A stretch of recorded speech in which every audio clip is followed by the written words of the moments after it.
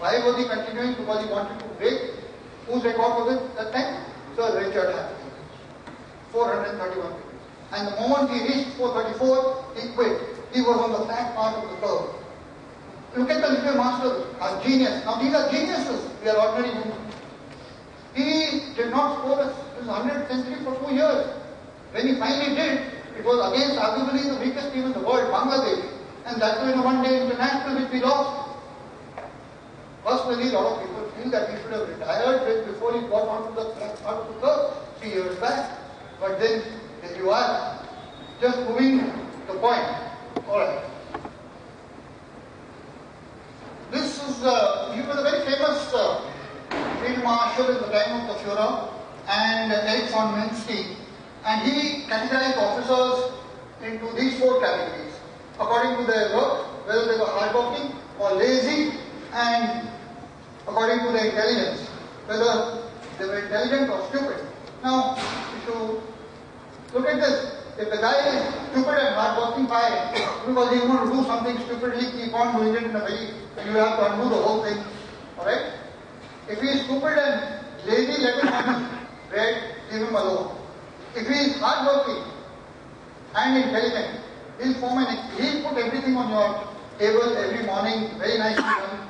He is the great guy to have around. But who are the guys who make the 3-star generals? Surprisingly, yeah, of course they are intelligent. They are lazy. No, they are not lazy. You see, they have that laid-back attitude. They are not going to get perturbed easily. They have that lackadaisical attitude. They have been intuitively imbibing the 20% and they have built a halo around them, from which the 80% is just bouncing off. You know, when I go to my boss with a medical, he's a non-medical, he's an RT guy, and I ask him for a direction in the medical field. Obviously, professionally, he's not helping me, but he'll give me a very good direction. When the next guy goes with a totally different atom problem, he's able to give an equally good solution.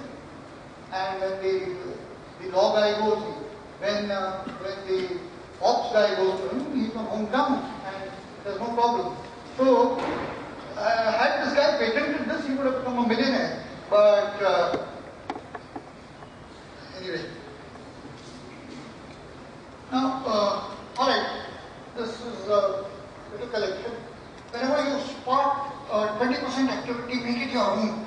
You become its student, imbibe it, take it, become its master, become its teacher, become its whatever you want to, but own it. Whenever you see 20%, make it your own. Use alliances with other people who are in the 20% extensively, because this is the way progress up the ladder will take place. They have their own alliances in the next run with 20%.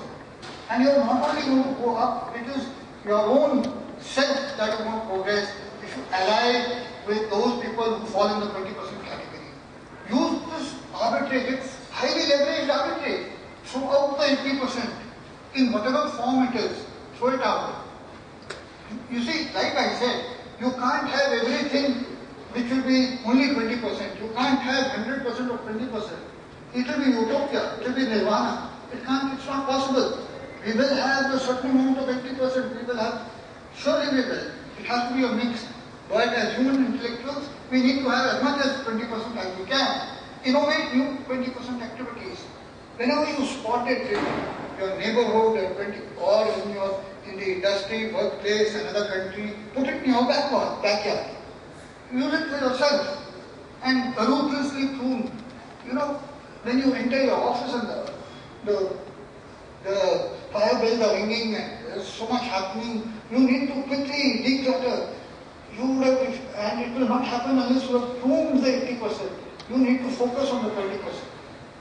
They will trouble you. That is alright. Now, this is what GBS said, and life isn't about finding yourself, it's about creating yourself. And I have a few thoughts of my own. I have 15 minutes. Alright. In the last 15-20 minutes, I shall share them with you. And the first part is for the younger lot. You know, when Oprah was being interviewed by Barkha, she asked her, one of the questions she asked her was, if you make the Prime Minister of this country, what is the one thing that you do? She said, education for all. Right? Now, education, memory, what is the single most powerful thing on earth? This is 1.5 kg which is sitting up there, the human brain, right? It can think millenniums in a millisecond. So while I'm talking to you, it takes me time to formulate my thoughts, to convert them into vocalize them. But for you, unless mind is very powerful. So whilst it can remain focused, it can also very easily take a side lane. And if your mind has taken a side lane, by the time it comes back, the guy has made the next point. So we need to train our mind to remain focused. Now, especially for children who are school going, if they prepare their lesson which is to be taught by the teacher the next day, and they make 10 points on the left side of the page and keep the right side free, there's a lot of Google and Wikipedia and things which will give you the right side getting filled up. Now, what I'm saying is that this child who made those 10 points is going to, one, remain connected with the teacher, even if it's a very boring teacher, he plays the game. And secondly, the teacher is going to take 5 to 6 minutes to make a point. Alright? So in an hour's class, he's going to make 10 or 12 points. This child is going to revise each point 3 or 4 times as she or he is making it.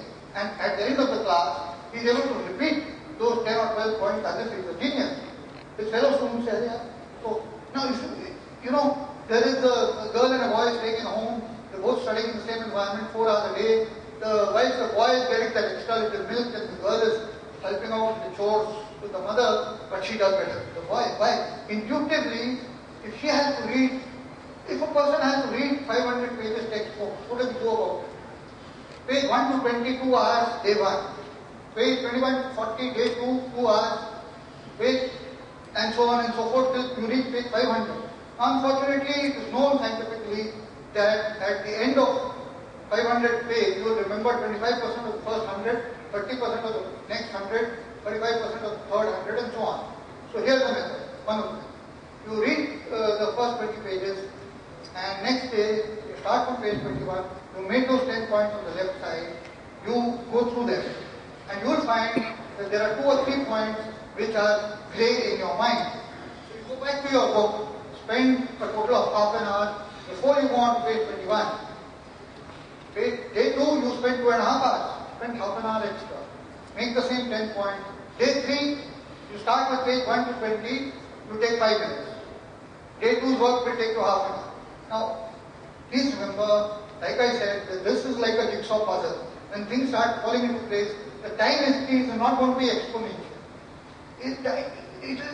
While initially 2 plus 2 is equal to 4 and 4 plus 3 is equal to 7, may be true, but then when 11 plus 5 will then become 17, and 17, it is going to multiply. So, it is somebody who has a method of learning. There are many methods of learning. You know, in a class of 40, if you tell the students, I'm going to draw a lot, and this time I will watch class later. And then you sit there and let them ask you questions. You will be in trouble as a teacher. Because those 40 young minds have studied, everybody is scared that uski bari ko nahi aa jayegi. And you as teacher. So there are many methods of learning. This is one of them. Alright. Now I'll share with you a few words that come in mind, 20%. You know, let's be passionate about whatever we do. There is no substitute to passion. Whether my son would have made the best kebabs in town, I would have been happy. You know, it was blasphemy when I was a kid to think of anything other than engineering and whatever, doctorate. But today, you become a great chef. Why not? Do it with passion. Look at this guy, Oscar Petronius in South Africa, who was a bilateral amputee. He ran the 400 meters in the Olympics. Look at our own Yuvraj Singh. But we need to remember, we should not cross the limits of ethics. What happened to Lance Armstrong?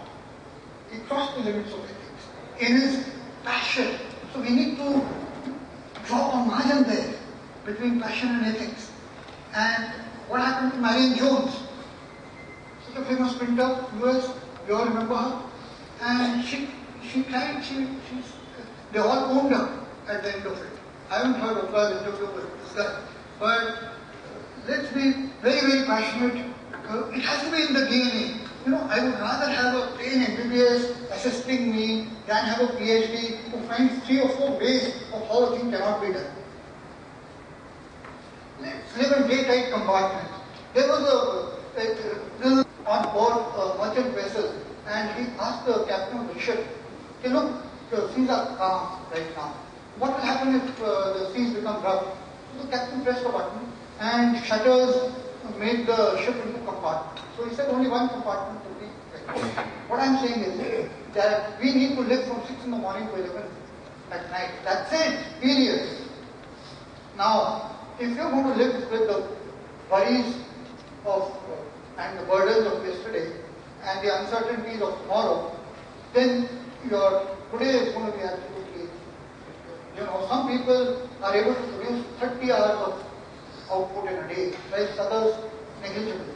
So, take a student who has an exam after 48 hours. What does he do? He says, alright, I have 20 questions to prepare.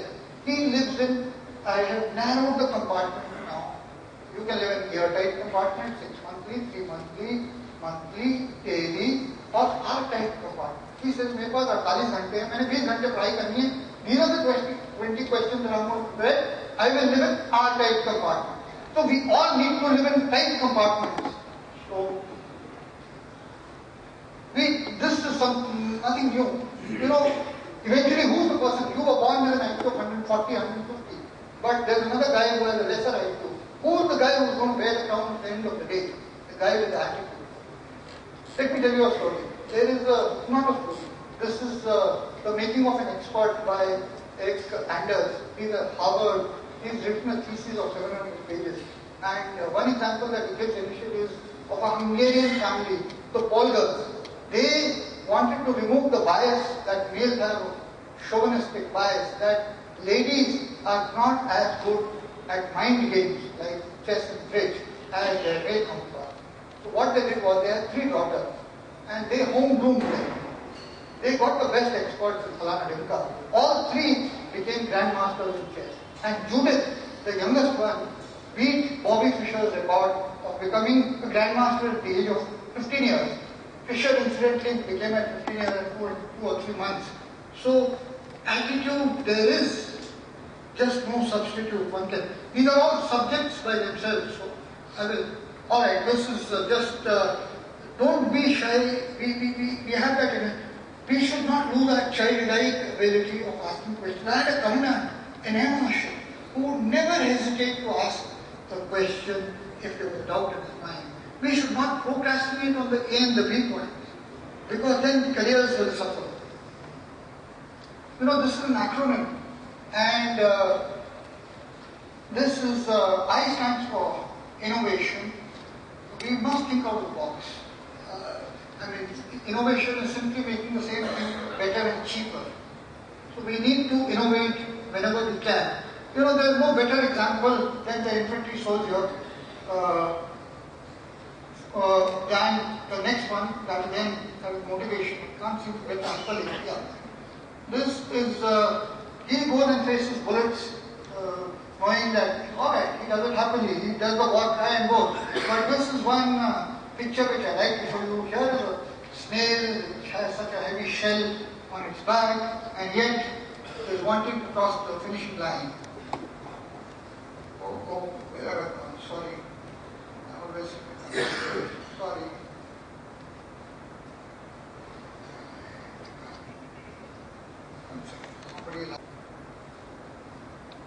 Anyway, the next one is action and renunciation. The A of. Now, whenever the water is still, it becomes muddy. Whenever, we need to act all the time. The water needs to move on all the time. And we need to renounce. A great leader is one who will renounce his ego and make his junior feel as if the thing has come from him.